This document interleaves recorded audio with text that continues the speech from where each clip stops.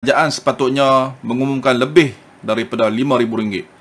Sekurang-kurangnya RM20,000 kepada masa-masa letupan gas di Putra Heights. Kalau ikut data, 1,254 mangsa yang terlibat daripada 308 keluarga, 87 buah rumah yang total loss dan ada 148 rumah yang boleh diduduki semula. Kerajaan perlu memperhalusi nilai kerosakan dan mengumumkan jumlah bantuan yang sesuai dan segera.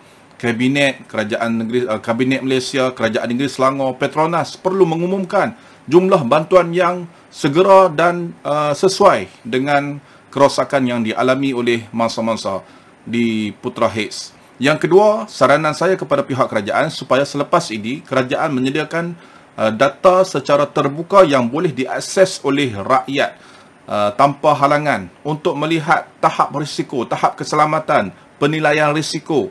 Jadi mereka boleh melihat dalam data terbuka yang disediakan oleh pihak kerajaan saluran-saluran pipe gas yang melingkari di sekeliling mereka ataupun lalu di bawah mereka di kawasan-kawasan perumahan, supaya mereka alert dan aware terhadap risiko keselamatan dan mereka boleh mengambil langkah berjaga-jaga selepas ini jika berlaku apa-apa insiden. Jadi, pihak kerajaan disaran supaya menyediakan data secara terbuka yang boleh diakses oleh seluruh rakyat yang di tempat mereka ada saluran gas, supaya kita dapat mengelak, mengurangkan risiko dan mengelak kejadian yang tidak diingini selepas ini. Terima kasih.